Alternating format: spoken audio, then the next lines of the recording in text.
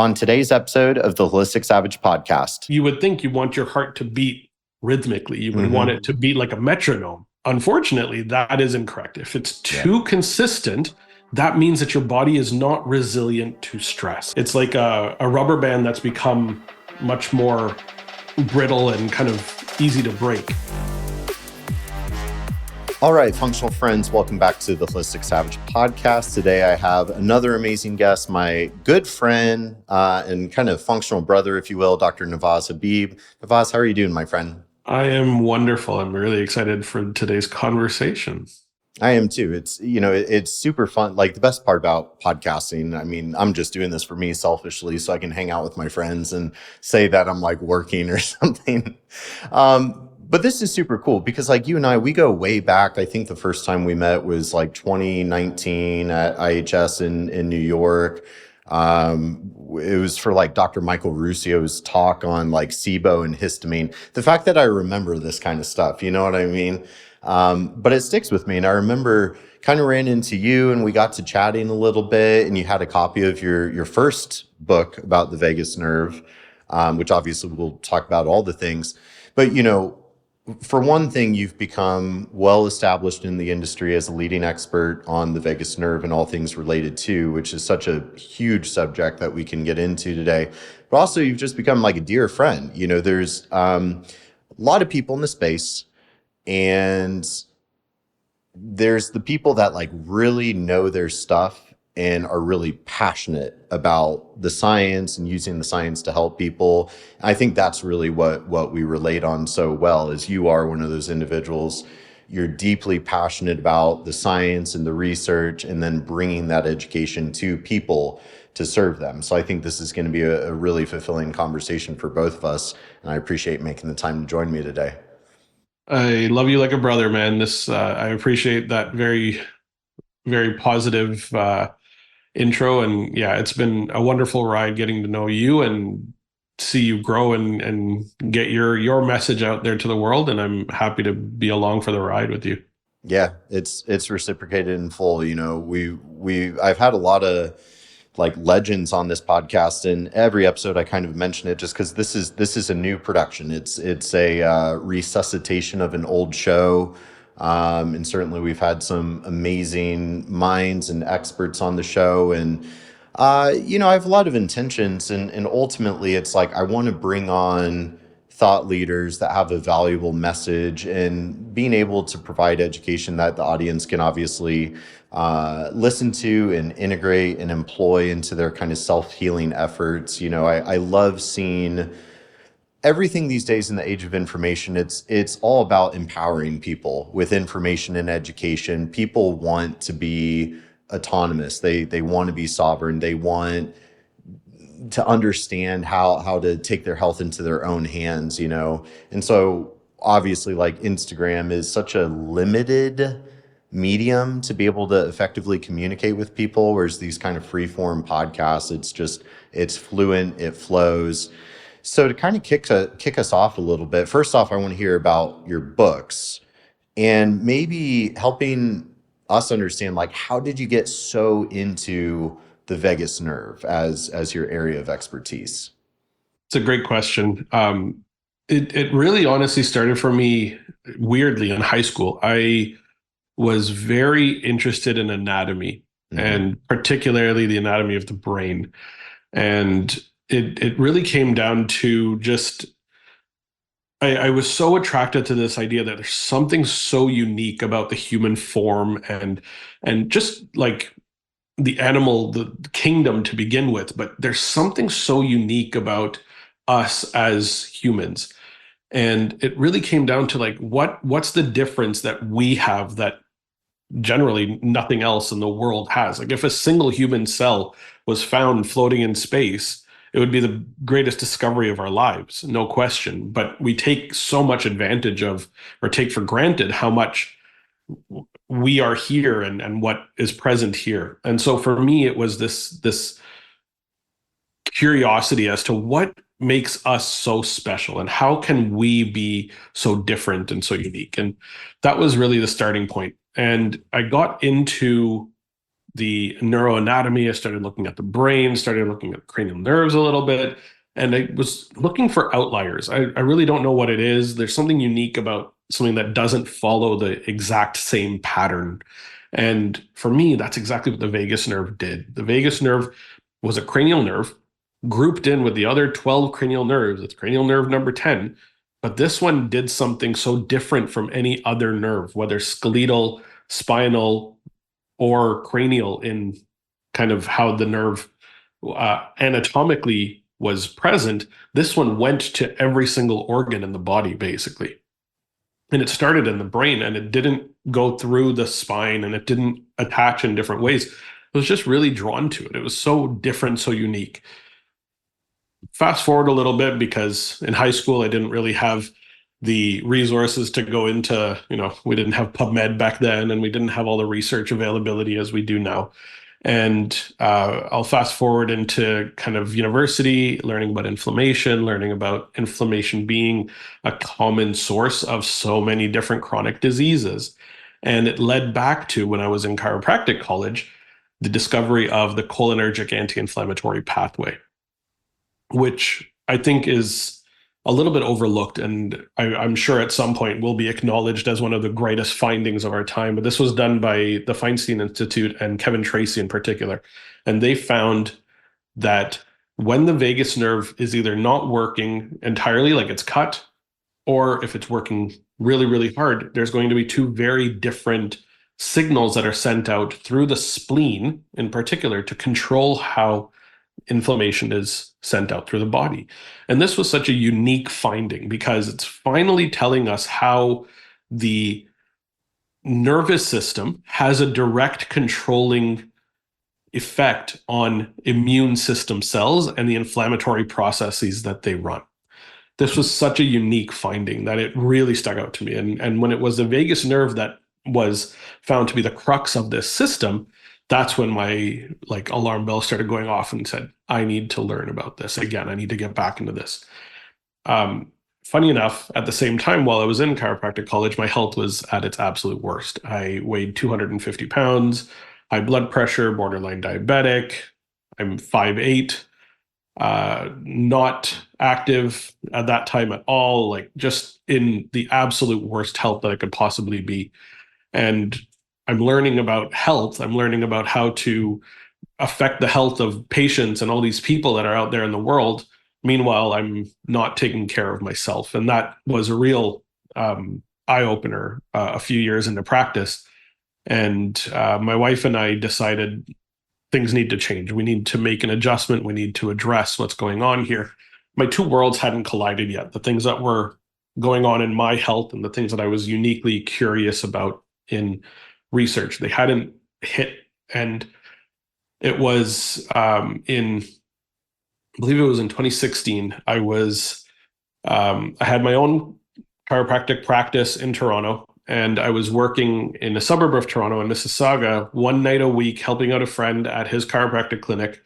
And a gentleman walked in, and I was standing in a position that I'm never standing in. It was one of those kind of chance encounters that the universe was there kind of saying, you need to be here in this moment. And it was Sachin Patel. And Sachin was, he walked into the clinic and he literally said to me, my wife was in a car accident. He lived upstairs in the condo above where the practice was. And his wife was in a car accident. She needed chiropractic care. He himself was a chiropractor, but he wasn't practicing that way anymore. And I was standing behind the desk, and I'm like, you're a chiropractor. Like, why wouldn't you, A, just treat your wife, and B, what else does a chiropractor do? And I asked him point blank, like, what else do you do? And he said, I practice functional medicine. I was like, what is this? He had gone into an office with the owner of the clinic and started chatting about how to get his wife set up for treatment. I ran over to my computer at my desk and I started typing in functional medicine. What is this? It blew my mind. I said, this is, I think, the answer that I've been looking for. And as Sachin was leaving the clinic, I ran out after him. It was winter in Toronto, so it was very cold. And I ran out after him. I said, you need to teach me what you know. Like, I want to learn what this is. And he was very gracious and started meeting me at the coffee shop nearby. at 7 a.m. a couple mornings a week and started guiding me and saying, listen, like health isn't just simply the absence of disease, and it's not about um, the disease state. It's about creating an environment inside your body that allows you to function at an optimal level. It's about controlling the negative inputs that are occurring and creating a response that's resilient and allows you to get back to optimal. And that's where kind of the light went on in my head and the switch flicked, and I became the two worlds collided. And that's where my health really took a positive turn. I started learning about what that meant. I started becoming much more active. I was much more conscious of what I was putting into my body and what I was around, and my unique laziness and not wanting to get up and move around, that started changing. And I became this completely different person on the back of those two worlds colliding. And through that process, it was inflammation that I learned is a major trigger for essentially every chronic disease. Every single one has some inflammatory process behind it. And it's the job of the vagus nerve to control inflammation within the body. But nobody was talking about it. And I loved talking about it. And so this was kind of that starting point of how I became uniquely interested in sharing the fact that the vagus nerve is that missing piece to the puzzle in creating optimal health for everybody around the world. This episode is brought to you by DHA Laboratory. Whether you are a self-healer trying to get to the root of your chronic health complaints, or a functional practitioner looking to provide your clients or patients with the best lab testing available, DHA is your one-stop shop for all your lab testing needs. DHA offers self-healers the ability to order a wide range of lab testing to empower their self-healing journey with actionable data, while providing practitioners a consolidated lab test ordering experience to cut down on the hassle of ordering many tests from many separate labs. DHA Laboratory is also a pioneer in advancing the research of cryptopyral disorder, a commonly overlooked root cause factor in a myriad of mental health disorders. DHA is also the exclusive provider of the Mental Map, which is a cutting-edge lab panel that I personally designed to help self-healers and practitioners get to the root causes of their mental health struggles using the most clinically significant and relevant biomarkers available.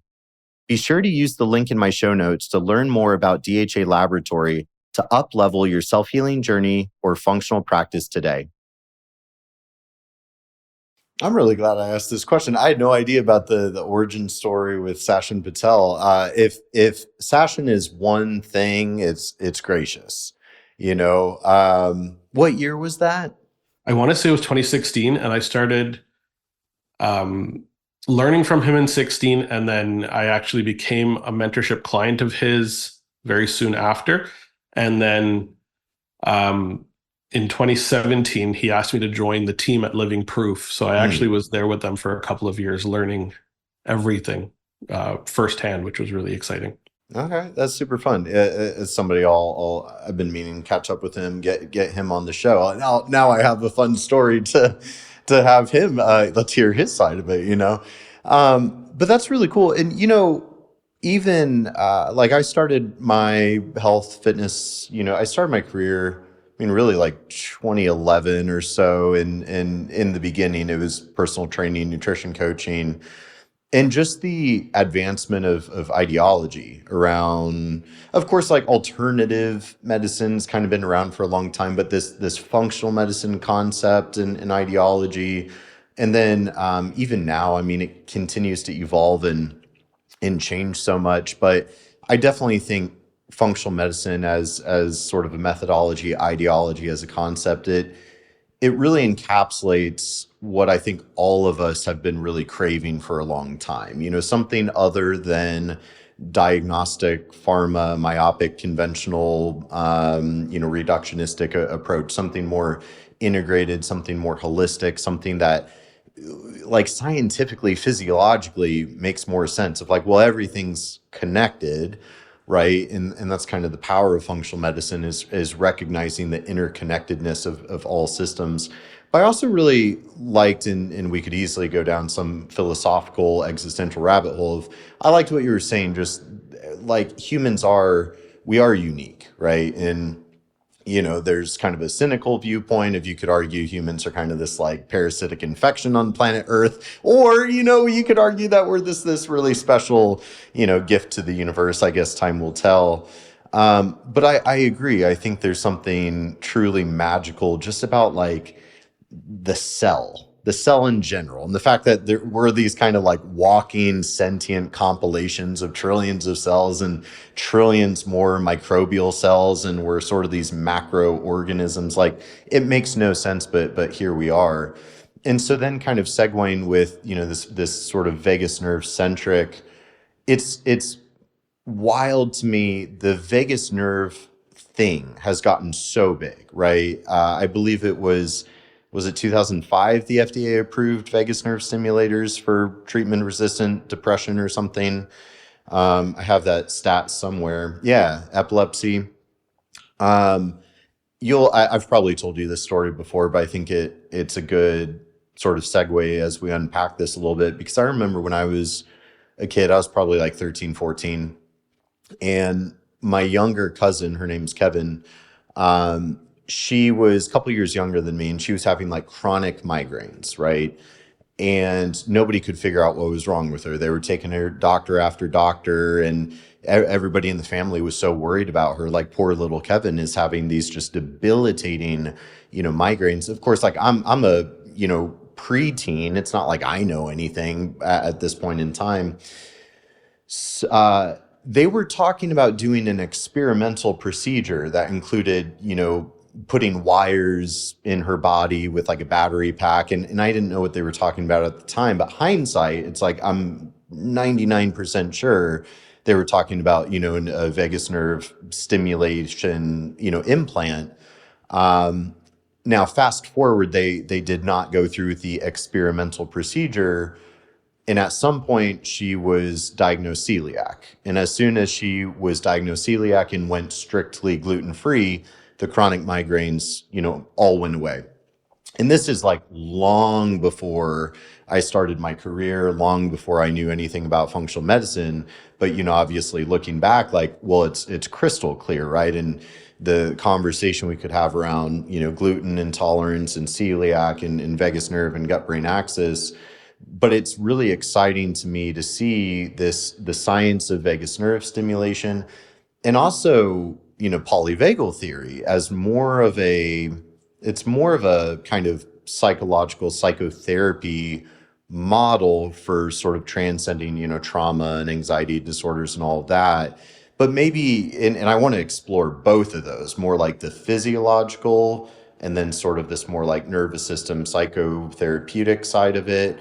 But where should we start? Maybe I'd love to hear a little bit more, maybe kind of like vagus nerve 101 for the audience. And then we can kind of go into like, well, how is it picking up these signals and the whole inflammatory thing that we'll get into? Yeah, it's a great place to start because most people don't actually know what we're talking about. And even if you know, you probably know the basics. So let's get into what that looks like. So it is the 10th cranial nerve. We call it the vagus nerve. There's two. We have one on each side of the body, which misnomer, but vagus nerves is the correct term. And one on the left, one on the right. They come out from the medulla area. There's 4 particular nuclei that it connects to inside. We don't want to get into the specifics there yet. But these branches will come out and they'll connect into a larger trunk. From the trunk, we have a branch that goes out to the ear, and it actually has a sensory input from the skin of the auricle of the ear in the particular area there. You need to look at a picture to see exactly where that was, but that's the auricular nerve, which is a branch of vagus. And that is a sensory component. So it's bringing signals from the ear, the skin of the ear, to the brain. That trunk continues down into the neck. And there's a couple of branches that come off the pharyngeal and superior and inferior laryngeal branches. These actually go to the muscles at the back of the throat for the pharyngeal muscles first, and then down around the vocal cords to affect the muscles that tension and lengthen the vocal cords. Those are the laryngeal branches.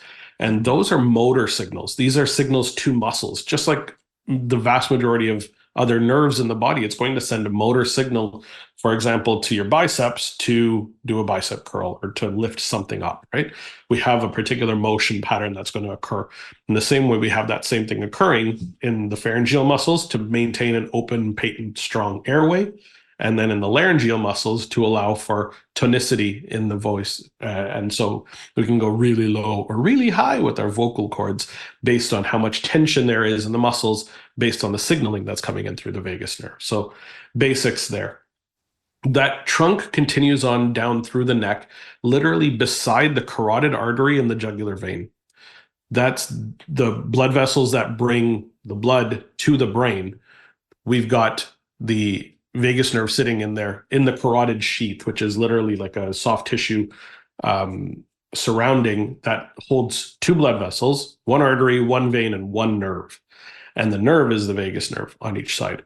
So kind of important, probably, right? Like you want to protect your neck because you don't want your carotid artery to get injured, but your vagus nerve is sitting within millimeters of it. So it's an important structure. And I feel like that is the ultimate proof of just how important the nerve really is. There's no other nerves there. Comes on down into the thorax, which is a chest area, and it sends branches directly to the heart and to the lungs in the thorax. It has an entire, the left and right will actually come together and create a mesh, and then they'll separate out into different areas. And that mesh pattern will connect to different areas. The right side vagus nerve does connect a little bit more to the heart, and the left side continues down and connects more to the gut, but we'll talk about that in a moment. So the right side gets to the heart, and what its job in the heart is, when the signals are going down, it's meant to slow down the heart rate. It's meant to bring us into a state of that ideal resting heart rate area. So innately, the heart, without any innervation to it, without any signals coming to it, the heart will beat at approximately 100 beats per minute. Sympathetics are the opposite side of this autonomic control. So the autonomic nervous system is basically what controls all of the automatic processes that happen within our body. And there's two branches to this, the sympathetics and the parasympathetics. The sympathetics are meant to put us into a state where we can react to stressors more effectively. And that is the fight or flight style response that we've traditionally known. And then on the parasympathetic side, that's meant to put us into a rest, digest, and I've added the very important word recover into that area as well. So rest, digest, and recover. And those signals, the parasympathetic signals of rest, digest, and recover, are sent primarily through the vagus nerves. And so the signals that are going through the vagus nerve to the heart are meant to slow us down and put us into a state where we're in a rested, calm, relaxed, able to recover from the stressors type of situation. When it goes to the lungs, the branches that go out to the lungs go out to essentially every area of the lungs, and it sends signals to particular cells there. We'll talk about what cells they are in a bit, but it's meant to control inflammation in the lungs, and that's a really important factor. It doesn't control your breath. That's a really important misnomer. It does not control your breath rate or your breath overall and the depth and whatnot, but how you breathe controls how your vagus nerve functions. And we'll get into that when we talk about some of the important ways to address and affect a positive vagus nerve. So after sending its signals to the heart and to the lungs, the vagus nerve continues down along the esophagus and goes down. It sends some signals, obviously, to the esophagus and goes through the diaphragm, does not innervate the diaphragm, which is the main muscle of the breath, and that's what separates the thorax from the abdomen. And it goes into the abdomen, and that's where it goes into its big mesh pattern and connects to essentially every visceral organ that we have in the abdomen. So there's branch to the liver, branch to the pancreas, branch to the gallbladder, branch to the stomach, small intestine, every section of the small intestine, the ascending component of the colon, not the transverse quite as much, and not the descending colon. It sends branches to the kidneys, and it sends an indirect branch to the spleen, which is a really important one when it comes to the inflammatory process. What's really important to note, though, is, and I went through anatomically, that it comes from the neck and it goes down. only 20% of signals on the vagus nerve come from the brain and the central nervous system and go down. 80% of the signals that are present on the vagus nerve go up from all of those organs. We're getting status updates of everything that's happening internally within each of those organs. And the vast majority of information that's passed on the vagus nerve is sending it up to the brain to tell the brain what's happening. This is huge because we don't have any other relay pathway for the vast majority of information that's coming from these visceral organs. Some of these organs have other inhabitants. For example, the entirety of the gut, which we know, has a massive population of microbiota. The signals that are sent from the microbiome are passed through the intestinal wall, go to the enteric nervous system, which signals through the vagus nerve up to the brain. That's how the gut to brain axis literally works. It's through the vagus nerve.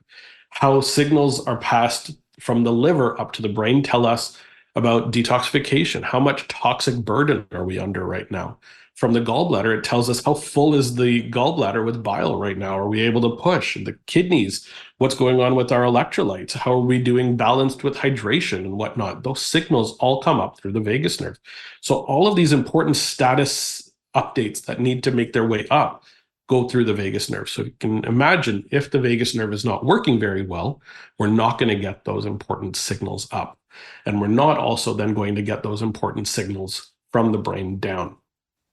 So this is kind of the vagus nerve specific anatomy that is the basic stuff that we all kind of, if you're a practitioner, you kind of heard this, you'd learned about this, but maybe you didn't think about just quite how deep the rabbit hole goes here, because there's so many nuanced pieces of information that pass through the vagus nerve. And when it's not functioning well, we're unable to fully control how our body responds to stress. I like to think about it very simply as that sympathetic nervous system that I talked about earlier is the accelerator. It's like pushing the gas in a car, making us go. And it's an important thing. We need to be able to go. A car that doesn't have an accelerator is a piece of junk sitting in the garage, doesn't do anything, collects dust, and you're paying insurance for nothing, which sucks. But we need to have brakes, right? Mm-hmm. Car with an accelerator that's working but no brakes is dangerous, right? And so sympathetics are the accelerator, the parasympathetics are the brakes, and the vagus nerve functions as the brake pedal to ensure that our body can slow down and not be dangerous to ourselves and to others around. And we need to have this system that works with a two-pedal system, okay? Mm-hmm. That's the basic analogy that I think can be implied to almost every single topic that we can bring up from here on out. But if the brakes are not working, you can imagine the stress is going to play a huge role here, that it's going to drive us into that sympathetic state and push the gas constantly without allowing us for control because the brakes are not working as well as they should. This episode is brought to you by Berkeley Life. This is a company that has become near and dear to my heart as leaders in nitric oxide testing and therapeutics. I was actually given the opportunity to join the Berkeley Life family as their Director of Clinical Education, and I'm very proud to be working with Berkeley Life to advance the science, the research, the testing, and therapeutics around nitric oxide, which is such an amazingly fascinating subject with no limit to its clinical application. Back in my bro science days, when I was about 17, 18 years old, I was a sales associate at GNC selling supplements. And back then I was really big into bodybuilding and just really the meathead lifestyle. And in the fitness junkie world, we've all embraced nitric oxide for many years for its ability to help us train longer, train harder, and recover faster by promoting vasodilation and blood flow. For some reason, it's taken well over a decade for the functional medicine space to catch on to the infinite clinical potential of nitric oxide therapeutics. So this is where Berkeley Life is advancing the field by bringing novel testing strategies and therapeutic supplements to help patients and clients transcend illness, build wellness, and optimize performance. I'm very proud of the work that I'm doing with Berkeley Life and highly encourage you to check out the link in the show notes where you can sign up as a Berkeley Life practitioner and even get more clinical education from yours truly. Or if you're a self-healer, you can leverage the healing power of nitric oxide by getting started with our salivary nitrite test strips, our nitric oxide foundation dietary nitrate product, and many more exciting products to come. This episode is brought to you by Microbiome Labs. I've been a raving fan of Microbiome Labs for many years now because of their cutting-edge research, novel microbiome solutions, and heartfelt culture. Many supplement companies exaggerate their product claims and have no research to back up what they say. Microbiome Labs, on the other hand, has up-leveled the entire functional medicine industry by modeling a research-first approach. Microbiome Labs has advanced the research of the human microbiome and offers many innovative tools to improve whole body health through the garden of life that is the microbiome, including the BiomeFX stool test and the total gut restoration system. While I have used virtually all of their products successfully with my private clients, some of my favorite products include the Megaspore Biotic, their flagship product that is a multiple strain endospore probiotic that promotes microbial diversity, mucosal barrier and intestinal lining integrity, short chain fatty acid production, and whole body health. I also love the Mega IgG 2000, which is pure serum bovine immunoglobulins that act as a defensive shield in the gut to bind and neutralize many pathogens and toxins, such as lipopolysaccharide, gluten proteins, mold toxins, exotoxins, microbial components, and so much more. I also love to use their Myomax, which is a specialized form of vitamin K2 that promotes mitochondrial function and energy production. It's actually clinically researched and shown to increase volume of oxygen, or VO2, which is a very powerful indicator of cardiovascular fitness. Be sure to visit the Microbiome Labs link in my show notes to learn more and get your microbiome support today. Yeah, that was a beautiful overview to give us kind of this conceptual idea. And when I was building shameless plug for my FMHP program, because when I was building module 5, gut brain axis, like my God, that module ended up being, I think, like 27 hours. And I went super deep into, the vagus nerve content because, with the gut brain axis, we've got these 3 major pathways, the vagal pathway, the, humoral pathway, and then more the kind of the neuroendocrine HPA side of it. And the research is so fascinating. And I was glad that you said it because I remembered that sort of, fun fact of like 80% of that signaling is, from the body to the brain via the vagus nerve to communicate to the brain, like, here's what's going on in literally the rest of your body. So then we can have this sort of regulated response. And, the autonomic nervous system, like in the very beginning of my career as a trainer nutrition coach, I'm diving deeper into like metabolic physiology and stuff like that. The concept of the HPA axis and cortisol and fight or flight, like that's one of the very first sort of kind of functional concepts to master, to understand human health and disease. And I was actually just yesterday recording the episode with Carrie Jones. And of course, she's, stress HPA, brilliant.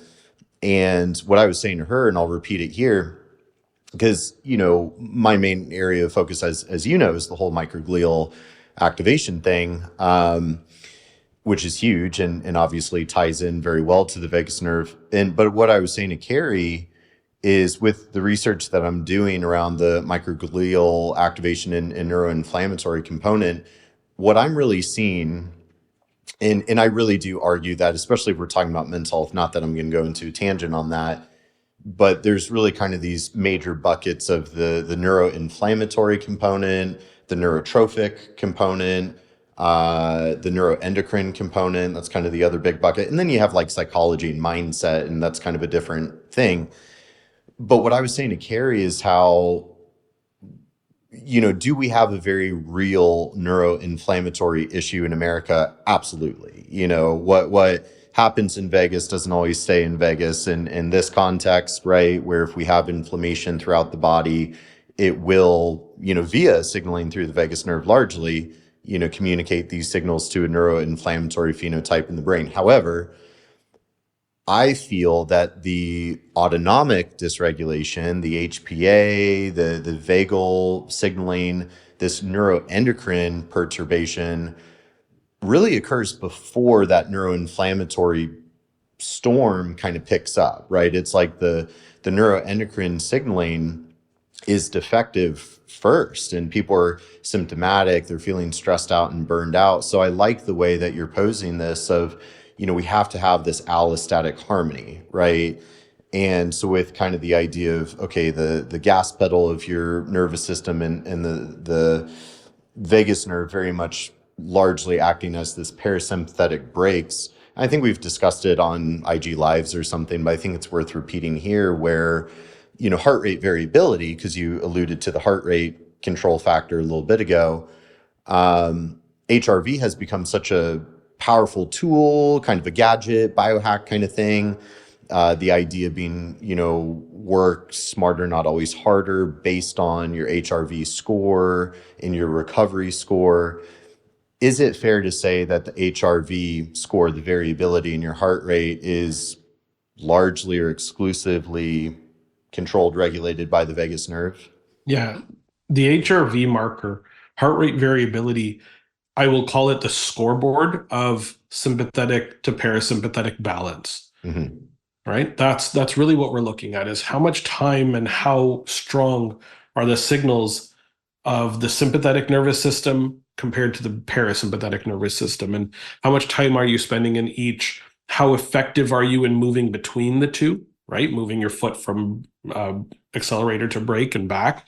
How effective is the body in being able to shift that state? And I like to think of it like a dimmer switch between the sympathetics and the parasympathetics. Not quite pedals, but you're never going at 100 miles an hour and stopping immediately. There's a give and take, and there's a little bit of sympathetic and a little bit of parasympathetic, and it depends on how things are working. And that's what creates a nuance in the heart rate variability measurement. So what HRV is and how it's become this tool is literally because it's become so accessible and easy to gather in terms of wearable devices. I'm literally wearing my ring, my Aura ring right now. I've had this for 5 years. I have tons of data as to what works for me, and I can tell you within a few points just how close I am to my HRV overnight now. But that feedback and having that data has been huge. What we're looking at is the number of milliseconds between beats of the heart averaged over a period of time. Okay, so we need a time variable, and we need to know the number of milliseconds between our beats, the R beat of the ECG pattern. And so every time there's a spike, we're going to hit a marker on that spot, and then the next spike, there's a marker there, and you measure the number of milliseconds that occurs between those two beats. But then you average it over the next numerous beats over a 3 to 5 minute period. And that's how we get a marker of HRV, or heart rate variability, because what we're actually looking for is increased variability. Mm-hmm. Okay. Contrary to what most people might think, you would think you want your heart to beat rhythmically. You would want it to beat like a metronome, right? You want it to be consistent. Unfortunately, that is incorrect. If it's too consistent, that means that your body is not resilient to stress. It means that your body is incapable. It's like a rubber band that's become much more brittle and kind of easy to break. And so we're not able to allow for that resilient motion and pattern shift to occur and that timing variation to occur. So we want more variability. What we're looking for is that we have a variability in milliseconds that is higher than the previous day. So I'm not going to say that there's a particular number that should be a goal. I know that there's elite athletes with numbers in the high hundreds, and there's not as elite athletes that are sitting in the 50s and 60s, and weekend warriors, and there's people that are really struggling and they're in the teens and the 20s. And that's what we're seeing. And this is a marker that has been correlated to so many different health conditions. Mm-hmm. Anything from diabetes to depression to anxiety to like IBD and celiac disease. It's absolutely an across the board scenario that your HRV is generally lower. That is a direct sign that you are in a vagal insufficient state, that your brakes are not working, that you're in more of a sympathetically driven state, and your body is not resilient to new stress. And as new stressors make their way in, because inevitably through life, we're going to have new stressors, we're going to have new challenges, those stressors will break you down further. Mm-hmm. And that's what leads to ultimately the chronic disease epidemic that we are currently in.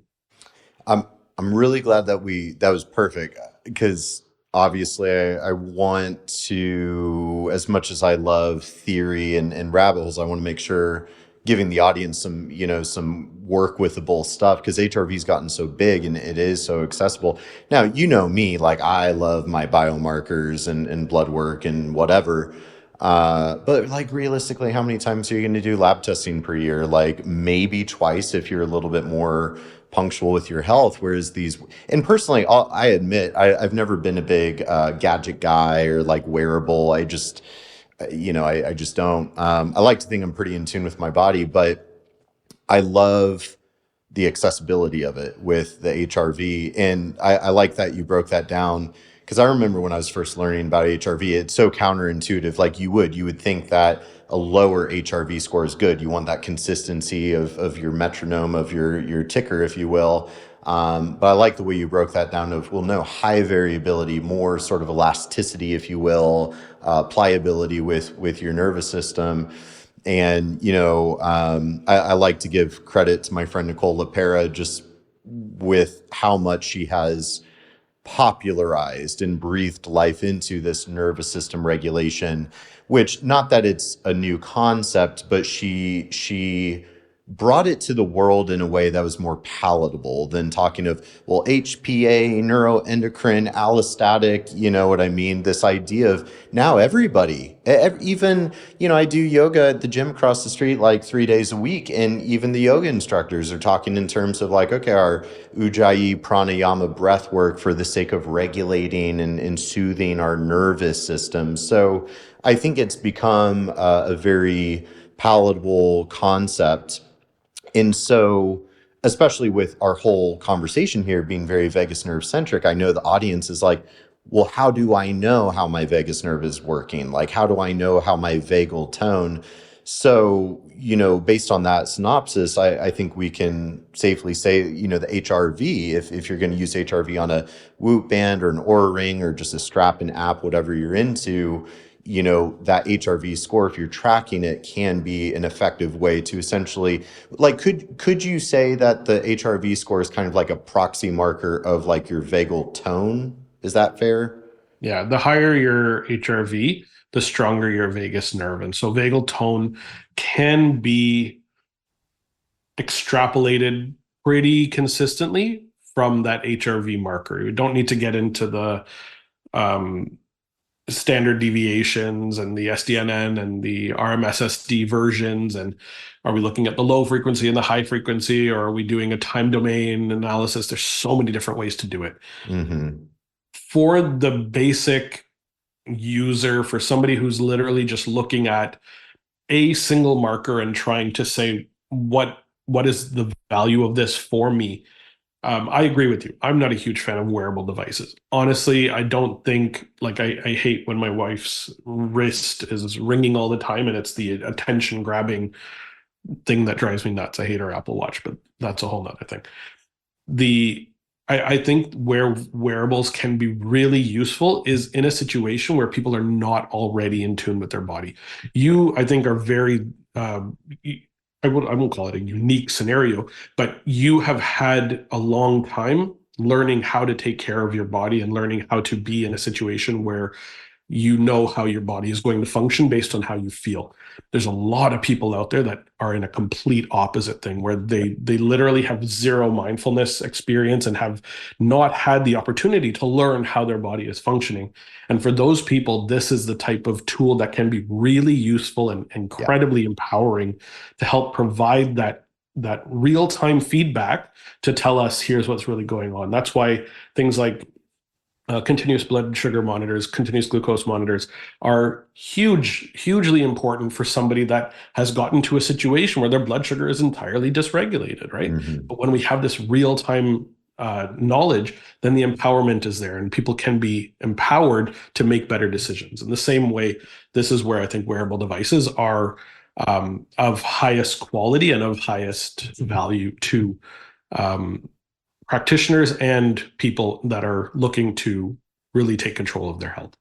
Yeah, I fully agree. I'm very passionate about trying to make functional medicine stuff accessible, affordable, and really just by nature more functional. And so even though I think you said that perfectly of like, yes, I've harnessed my biofeedback intuition over many years and everything. And, having coached people for like 15 plus years at this point, getting them to be more mindful, getting them in touch with their meat suit of like, oh, when I eat this, my stomach doesn't feel good, or then my blood sugar crashes. Like they have to have that external feedback to condition them to develop that mindfulness of the biofeedback. And I think HRV is an amazing way to do that. One of the, you mentioned IBD and anxiety and depression. One of the areas I've dug into a lot is like PTSD and HRV, right? Like that's a very interesting kind of area of research of like, oh, these people, whether it's veterans or adverse childhood events or whatever the form of trauma, very much, reduces their HRV score in general, which I think speaks a lot to sort of the damaging imprint that a traumatic event or chronic stress or whatever can have on it. So let's chat about because the inflammatory piece is huge, and I know that that's a big area of passion for both of us with this cholinergic anti-inflammatory pathway. So help the audience understand. You already broke it down on how 80% the vagus nerve is pumping 80% of this information from the body to the brain. So then how does this factor into the chronic inflammation story? Totally.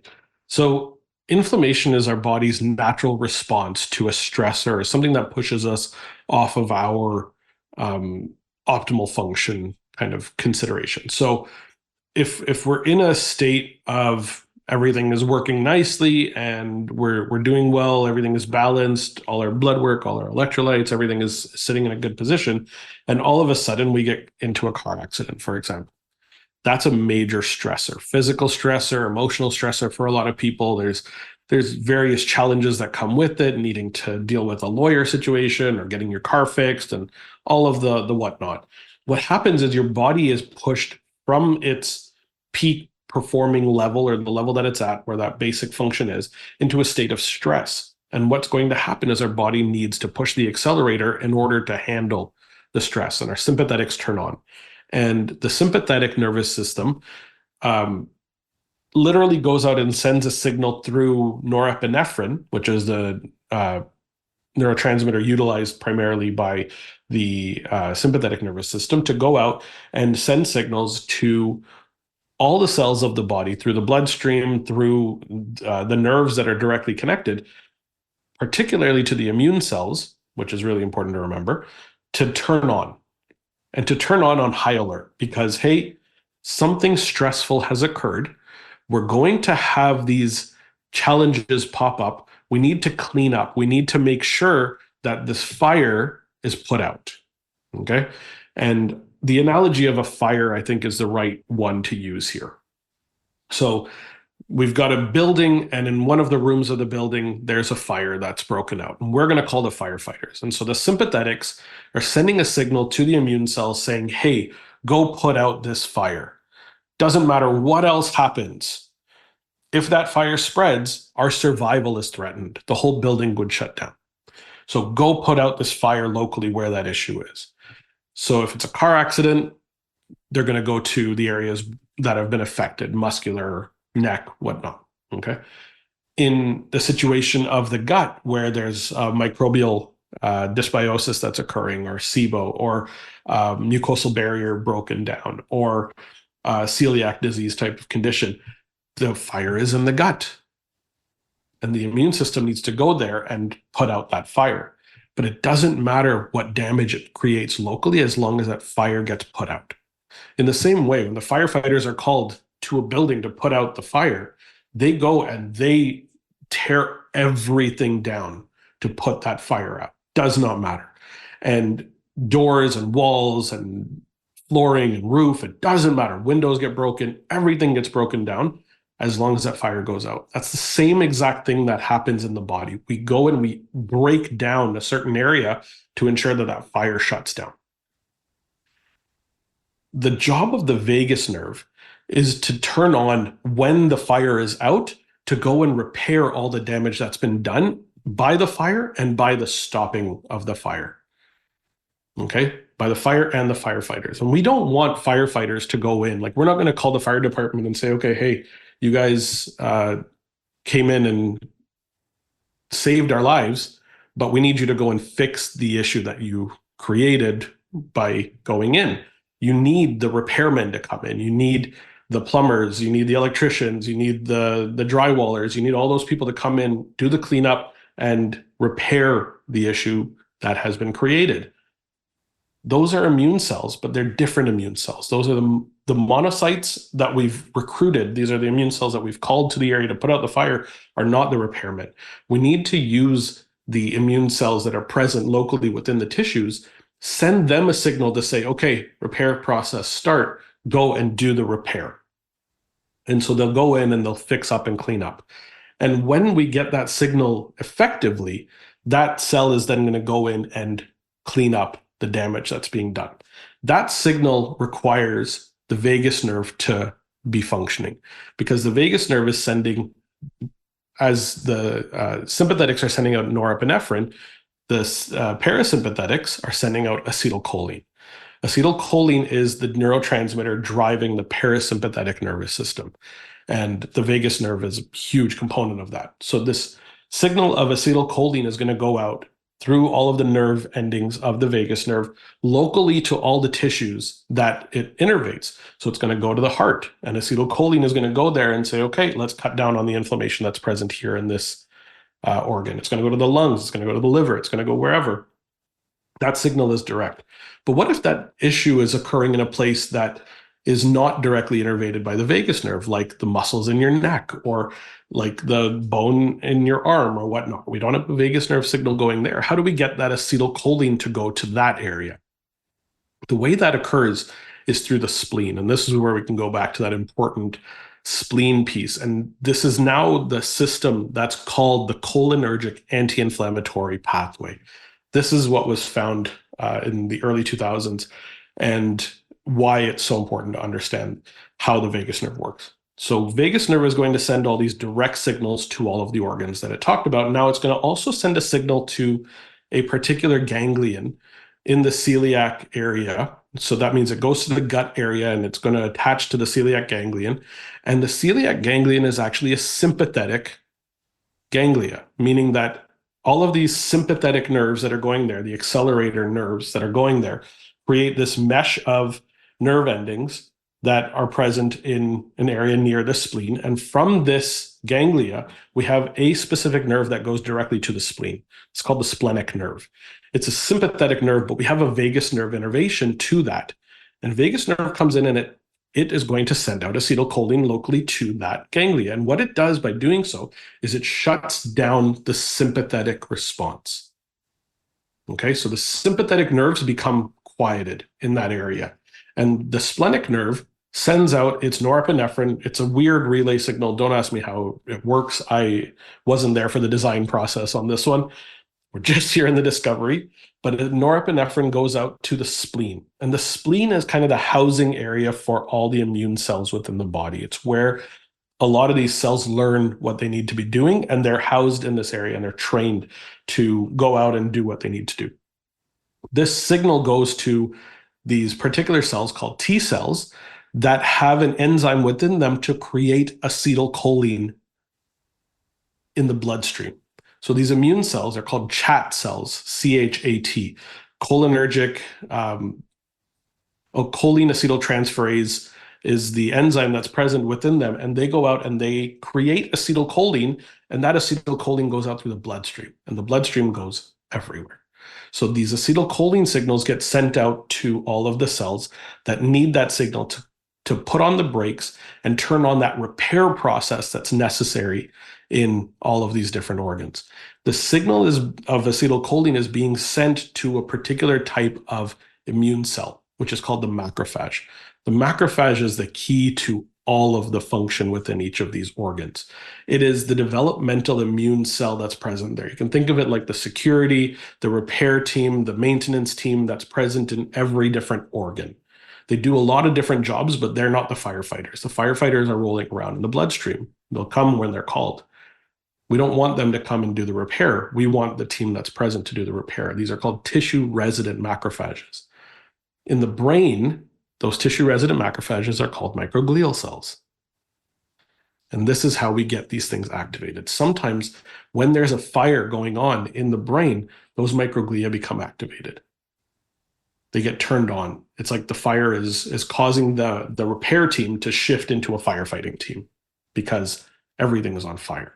And so the brakes need to be put on. And if the brakes aren't working, if that brake line is not doing its job, we're not getting that anti-inflammatory signal to those cells. Mm-hmm. And those cells go into a state where they become firefighters almost full time. When they're firefighters full time, they're going to create more damage, more damage, more damage. And that's going to lead to the chronic disease states that we tend to be in. And it's because we have a lack of that signal of inflammatory control occurring, that's what drives this system to work the way that it does and push us into that state where the accelerator is constantly being pushed. So that's that cholinergic anti-inflammatory pathway. I know that was a lot, but I'm hopeful that people were able to grab something from it. No, I thought it was a really powerful analogy. I love the room on fire up here, and it was beautifully broken down. And so this cholinergic anti-inflammatory pathway regulated by the vagus nerve, also known as the inflammatory reflex, right? And this is something that's happening in real time. I think people get really confused because we talk so much about chronic inflammation. Everybody, I think chronic inflammation has become very mainstream. It's accepted. It's undeniable. It's an easy thing to conceptualize, this idea of this, kind of low grade. I mean, it's not always low grade. Sometimes a little more moderate or high. But this fire that's just sort of burning away in your body long term. And people have a hard time kind of understanding and delineating of like, okay, we have more. Everybody always uses the example of like, okay, you hurt your knee and you have local acute inflammation and it's red and puffy and that's inflammation. Honestly, I don't even think that's really the best analogy for Americans these days, because it's like, we're not talking about a banged up knee. We're talking like your whole body is mildly on fire, right? Chronically. I have to completely agree. Like anytime I'm looking for an image of inflammation, it's a banged up body part, and it drives me insane to think that that's how we see inflammation. It's so much more than that. Yeah, it's like we're not talking about osteoarthritis, like we're talking about like systemic inflammation, and people needing to understand that this chronic inflammation, it's a lack of inflammation resolution, right? And so looking at the mechanisms that actually bring the inflammatory response, to a natural, physiologically homeostatic resolution, which is largely mediated by this, neuroendocrine immunology, mechanism that largely regulated by the vagus nerve. And, I remember a lot of I've read a lot of the research of like doing a vagotomy in mice or something, right? Where it's like maybe the mice have like raging dysbiosis, but then they just clip that vagus nerve and it completely disrupts the ability of the body to really regulate because there's not that effective, bidirectional communication, via the vagus nerve. And that was actually, I remember when I was digging in, the splenic thing really confused the hell out of me when I was reading it into the research. That was well encapsulated because I'm like, I understood like, okay, so the vagus nerve is like releasing acetylcholine and that binds on to like the alpha 7 nicotinic receptor and that like decreases the pro-inflammatory cytokine burst and the norepinephrine. But that made a lot more sense to me. So what you're saying is like, yes, the vagus nerve is releasing acetylcholine for that cholinergic signaling, but then was it the T cells releasing norepinephrine? So norepinephrine that's released to the T cells in the spleen, the chat cells that are present right where the splenic nerve comes in, those T cells have an enzyme within them called choline acetyltransferase. And they actually will create their own acetylcholine as a relay mechanism. So that weird little one piece is the splenic nerve that sends norepinephrine. It's a weird thing, but it's the signal of acetylcholine coming into the celiac ganglion, superior mesenteric celiac ganglion. I'm going to probably get some messages from people being, it's not the celiac, it's the superior mesenteric celiac ganglion. It's the acetylcholine that comes in there that turns on the splenic nerve with norepinephrine. But norepinephrine that's coming in through the sympathetic nerves and the neurons there, that actually shuts off the splenic nerve. Weirdly. I'm going to pop quiz my audience on this. There will be a quiz, ladies and gentlemen. No. Yeah. Which neurotransmitter is being signaled by the splenic nerve? Mm-hmm. So I was spitballing with Jill Carnahan actually about this, and because we were just chatting about whatever the hell we were chatting about, and somehow we kind of got onto the cholinergic anti-inflammatory pathway because I think I was having her like look over some slides I was making, and so we were talking about some of the different, like therapeutic interventions that we can use to optimize this mechanism, right? So, there's a lot of talk about, choline and CDP choline or phosphoccholine, some kind of choline, right? Or nicotine, right? Nicotine being, an agonist. Or I remember just because I like marijuana too much, I was like, well, THC can act as an acetylcholinesterase inhibitor. And so then I have put this on Instagram it was a joke, but like a spliff, right? Like it's tobacco and cannabis and a joint. And so you're getting like nicotine and THC, which mechanistically could boost this function, right? 100%.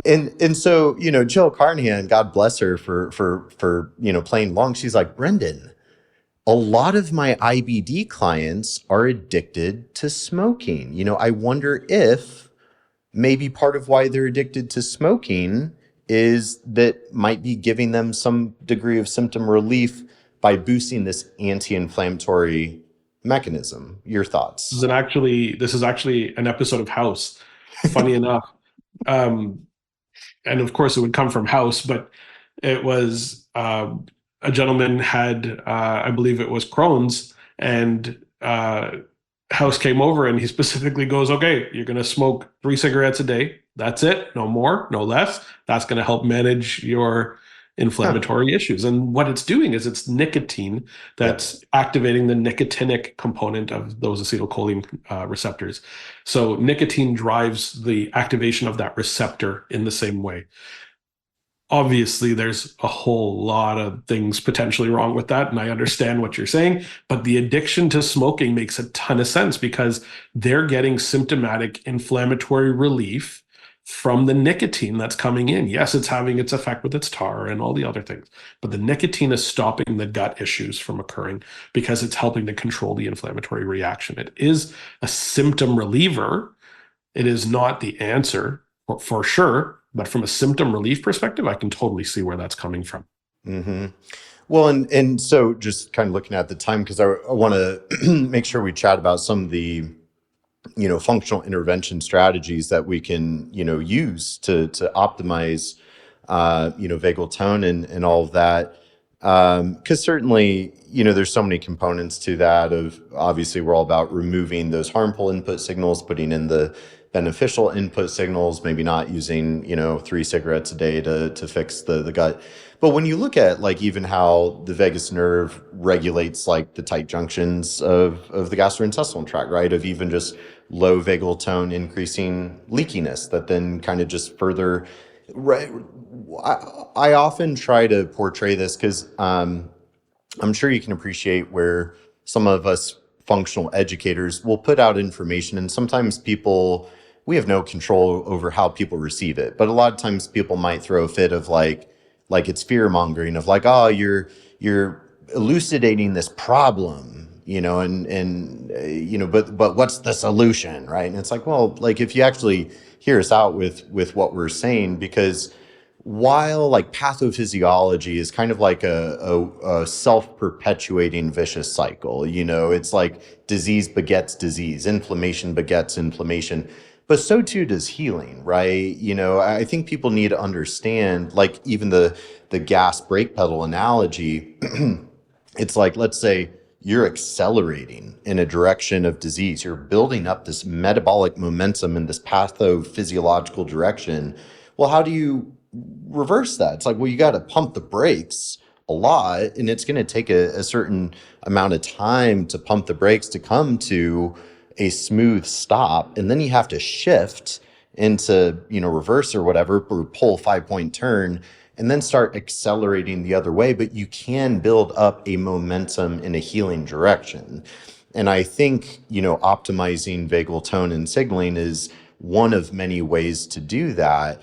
And these days, I'm segueing, making a point, I promise, where there's so much chatter on social media. There's a lot of, I'll be really curious to your perspective on this. There's a lot of like, okay, vagal toning, right? We're going to hum, we're going to gargle. I always joke, let's howl at the moon, poke the inner ear to kind of stimulate the vagus nerve that way. And I see a lot of that content. And while like mechanistically, logically, I can recognize like, okay, it's probably not going to hurt and it could help.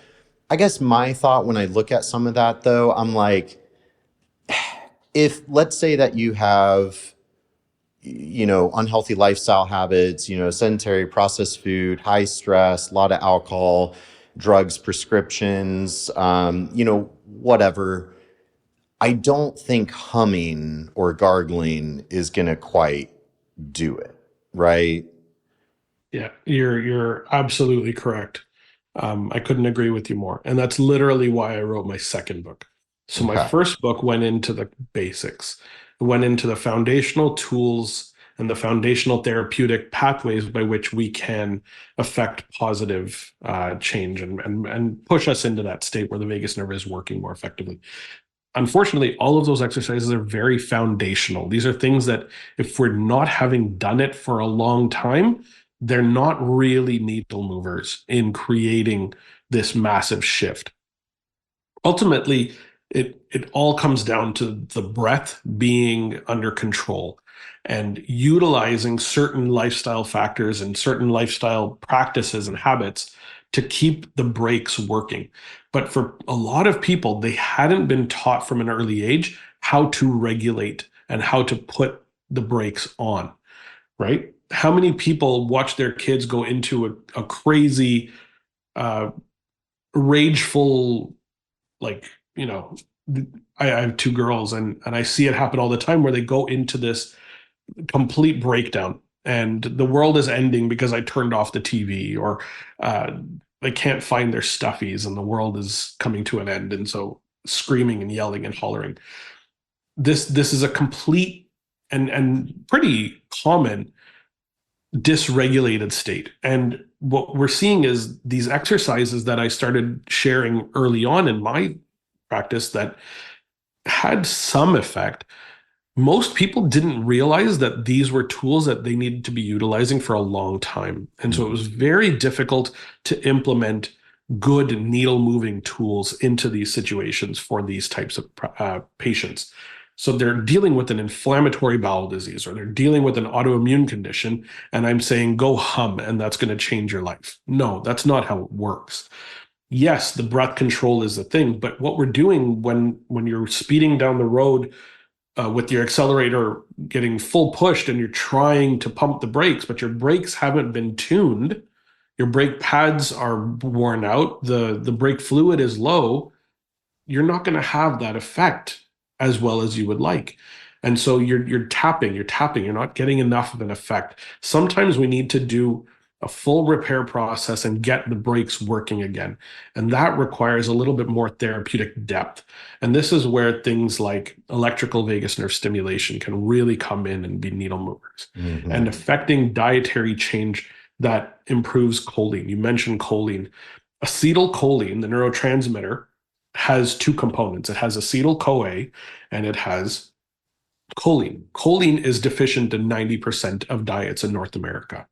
We're not getting enough of this stuff in, period. Supplementation is a great way to get it in, but a whole foods diet provides enough choline. Most people are on a processed food diet with low cholesterol, and we can't have these fats. And unfortunately, the choline aligns with a lot of the same foods that were demonized for a long time, right? Like egg yolks were considered the holy grail of the end, like your cholesterol is going to go through the roof because of the egg yolk. It has more choline than anything else. A runny egg yolk is the best way to get choline into your body.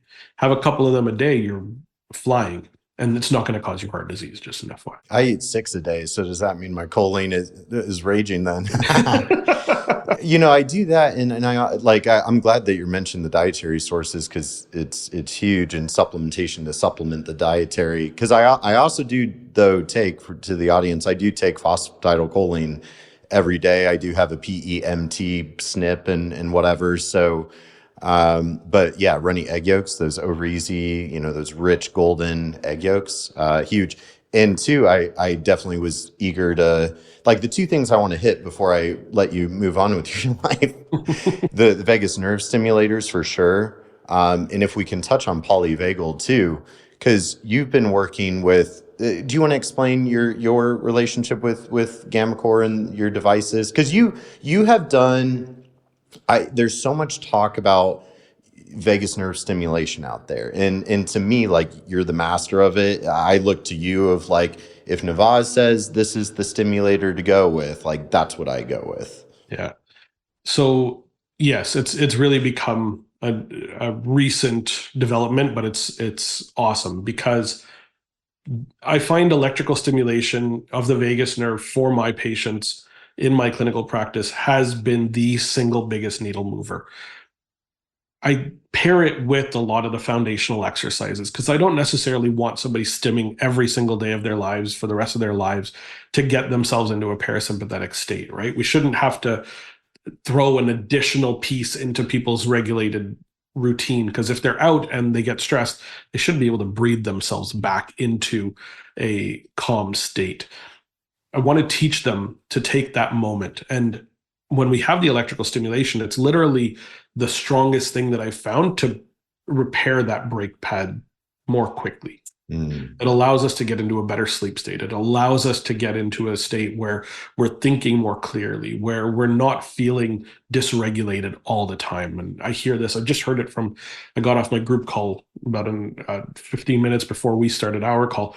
And it was, I'm sleeping so much better. And I hadn't used it for so long because I was traveling, and I came home and I used it and I slept like a wonderful sleep, and I just feel great and da-da-da. So these are some of the great tools out there. The one that really sticks out to me, so I've used a bunch, and gammaCore and electroCore developed the first cervical non-invasive electrical stimulator. So electroCore is the company, gammaCore is their original device. It's the prescription version, and it's a great device, no question. It's a wonderful tool, cervical vagus nerve stimulator, hitting that spot in the carotid sheath that I mentioned in the neck.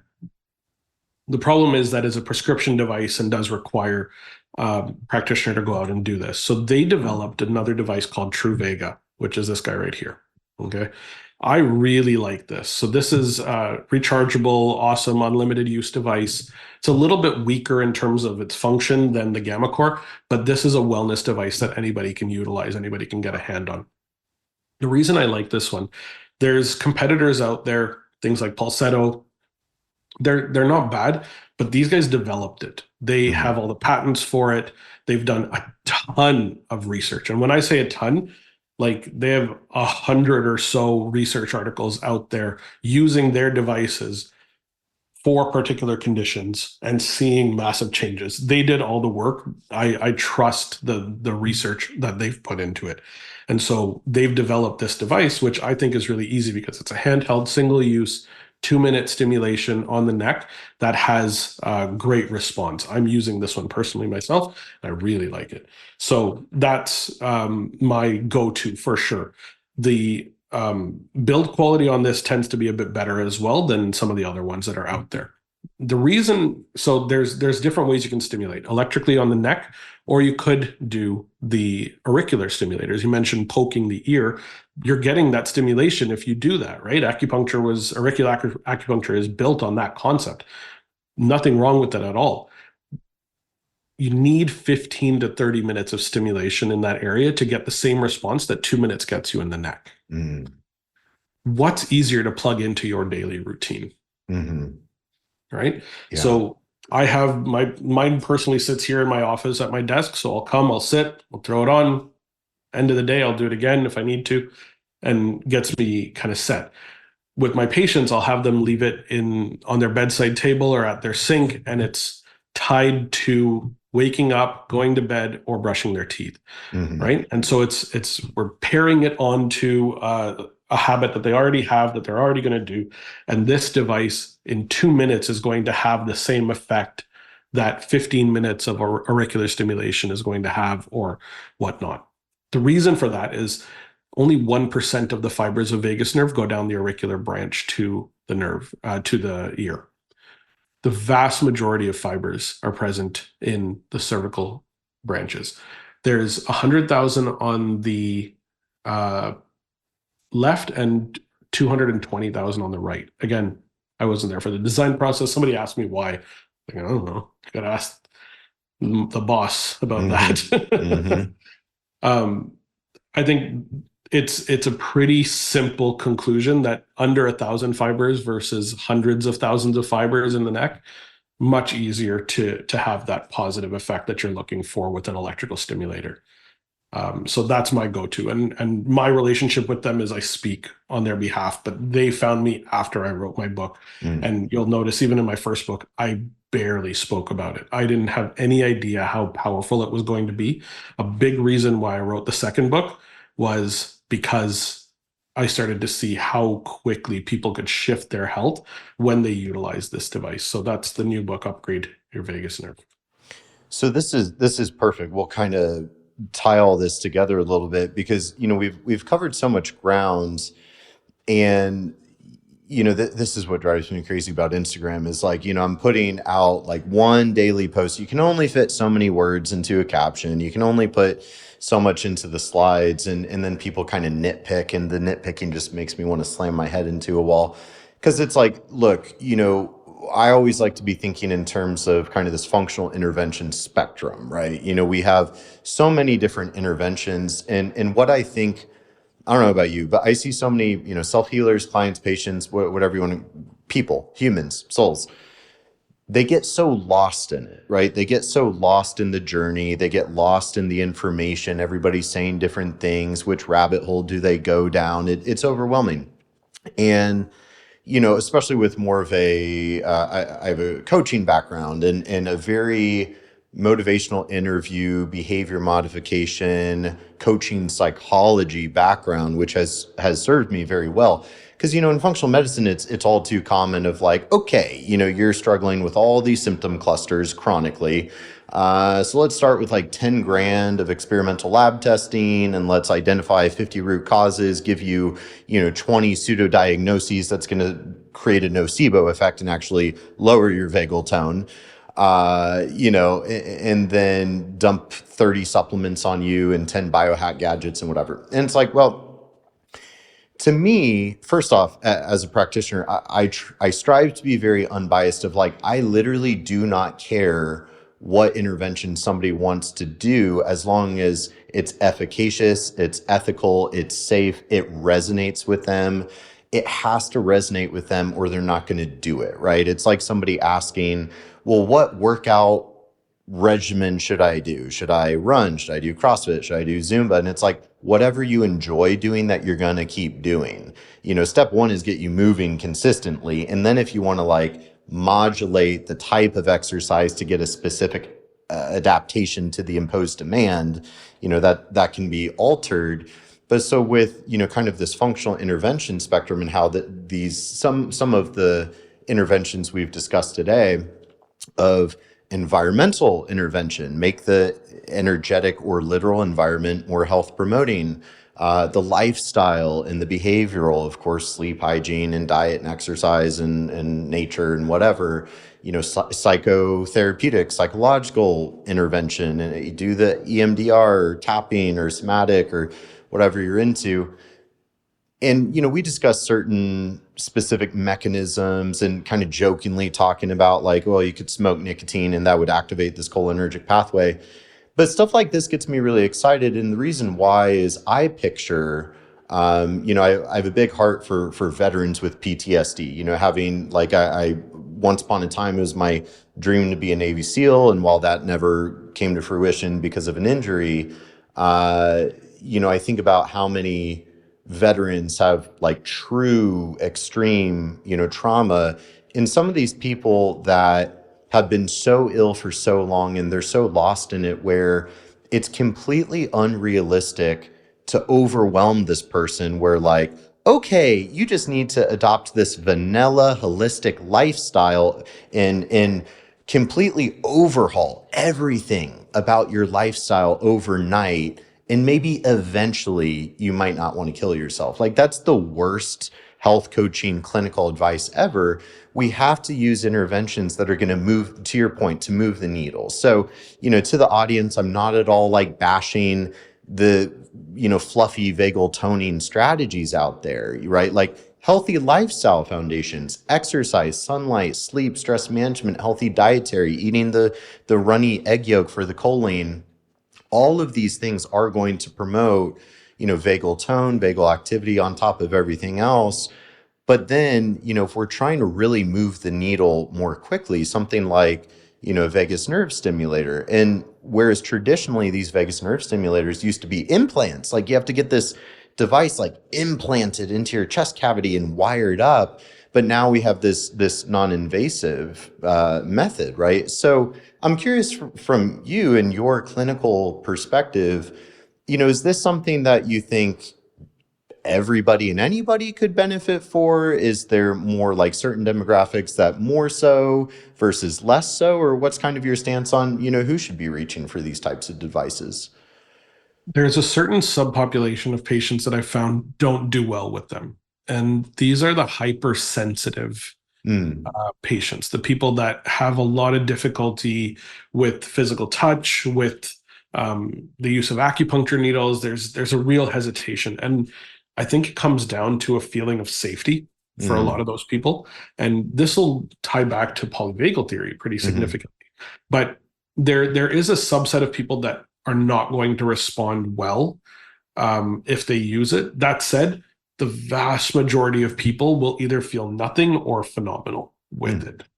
And there's a greater number that have some benefit from it, no question. If it's just to get better sleep, imagine what just better sleep can do for somebody if it happens on a regular basis, right? Sure. So the mild to moderate effects from this are substantially outweigh any potential risk. And honestly, from what I've seen, is one of the safest things you can do to help improve your overall health. There's very few contraindications. There's very few reports of any negative intended effects occurring.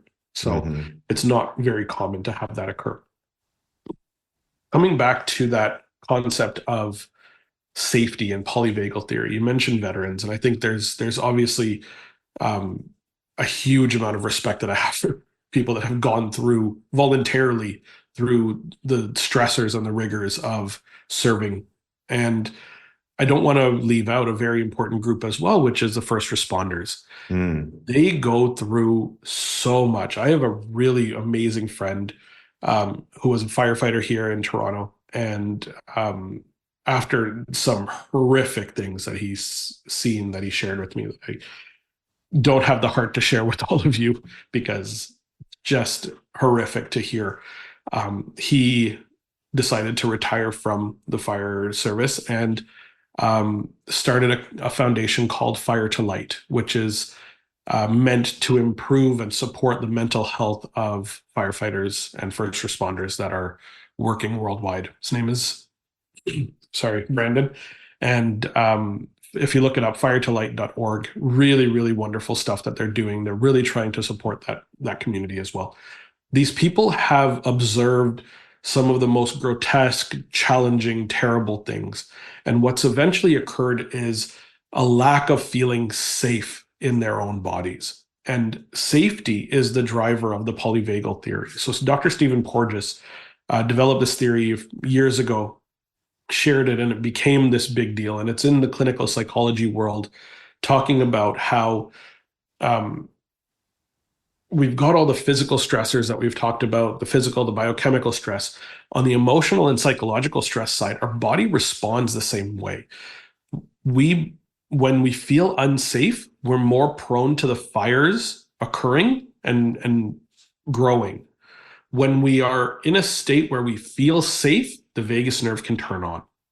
And when the vagus nerve can turn on, it can control that inflammatory process. It can really trigger this feeling of safety. And so what this whole concept is if you don't feel safe, you're not going to be able to shift to turn on the brakes. How we feel and that safety feeling is the key to making this whole concept happen.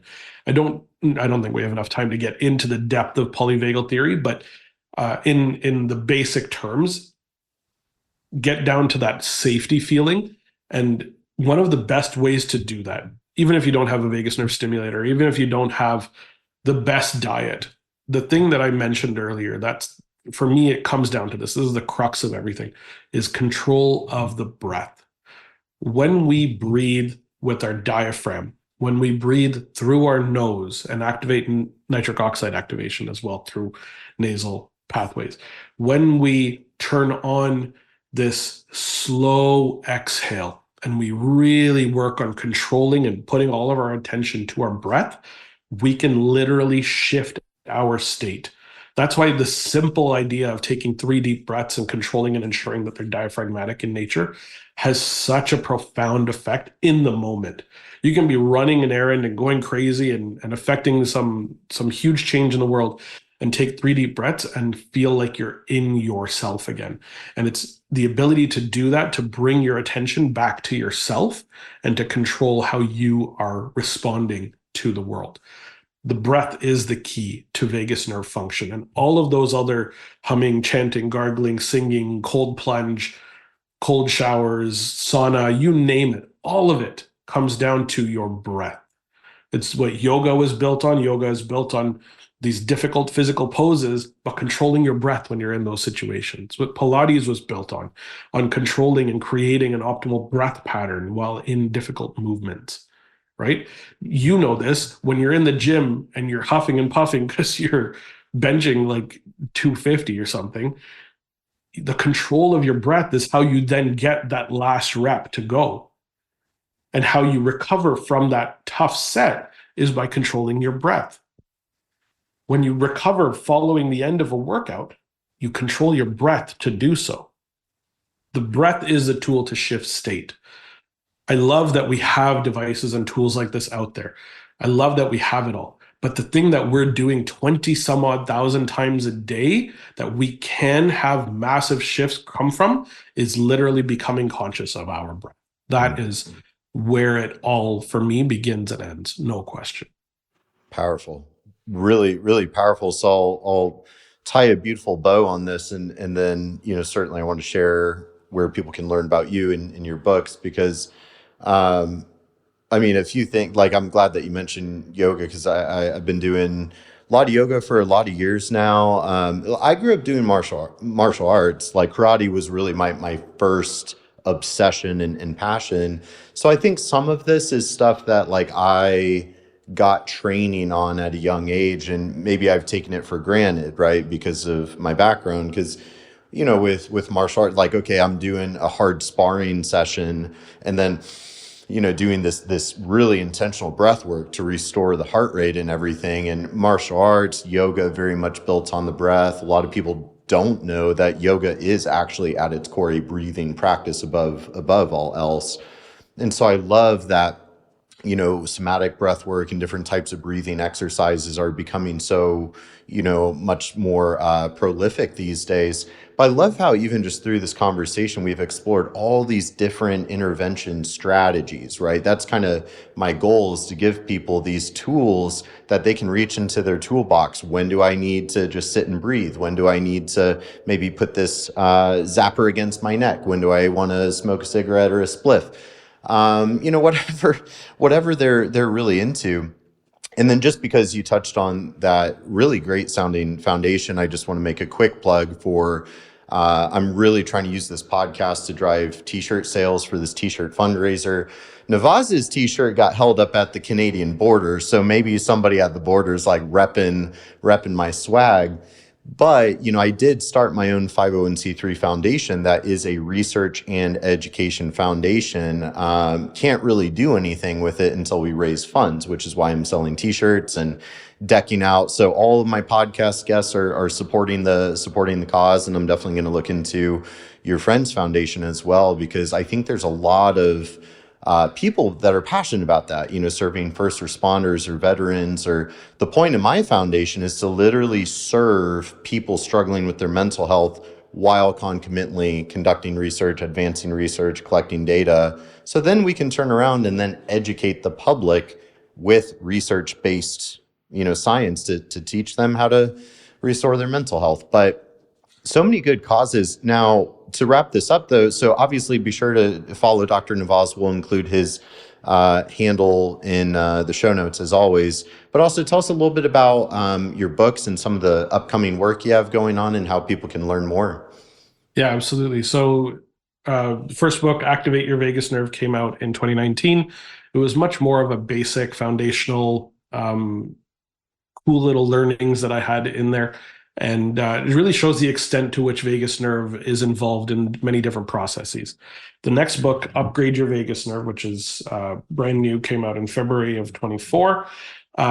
This one explores a lot more of the clinical aspects. So the things that I found in the last 5 years of practice working with patients that have vagus nerve dysfunction, that have various conditions, exploring the stressors that cause the vagus nerve to stop working so well in the first place, and what are the new research-based strategies that are the best at affecting positive change in the vagus nerve. Again, it comes down to breath, but if you really want to know the depth, that's what I go to in the book.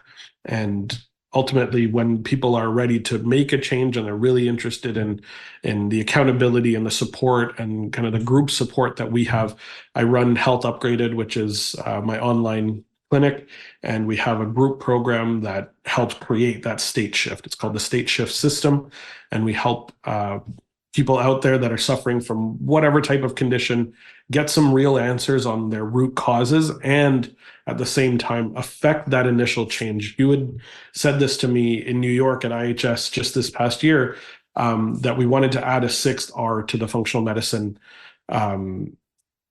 5R protocol, and that sixth R is the rewire R, and I'm running with it. We are running a massive event with James Maskell at the IFM conference called Vegas Fest, which happens in Las Vegas, weirdly, but that's going to be really awesome. And the whole idea is going to be, let's get that sixth R going. Let's help people rewire this nerve, get into this state, be able to shift state between the two, the accelerator and the brakes, and teach people how to do it on a basis as they need. So if you're interested, healthupgraded.com, or just check me out online.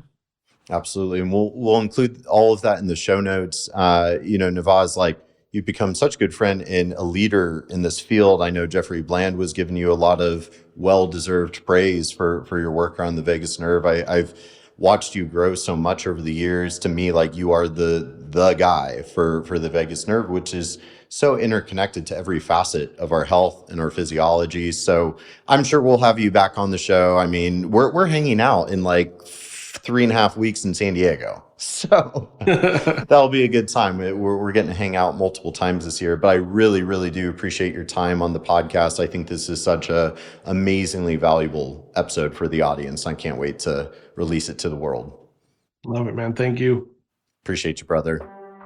Thanks for listening to the Holistic Savage podcast. This is a Wellness Out Loud production produced by Drake Peterson and edited and mixed by Mike Fry.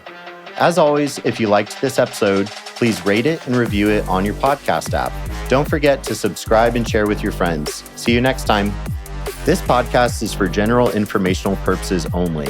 It does not constitute the practice of medicine, nursing, or other professional healthcare services, including the giving of medical advice. No doctor-patient relationship is formed. The use of this information and the materials linked to this podcast is at the user's own risk. The content on this podcast is not intended to be a substitute for professional medical advice, diagnosis, or treatment. Users should not disregard or delay in obtaining medical advice from any medical condition they have, and they should seek the assistance of their healthcare professionals for any such conditions.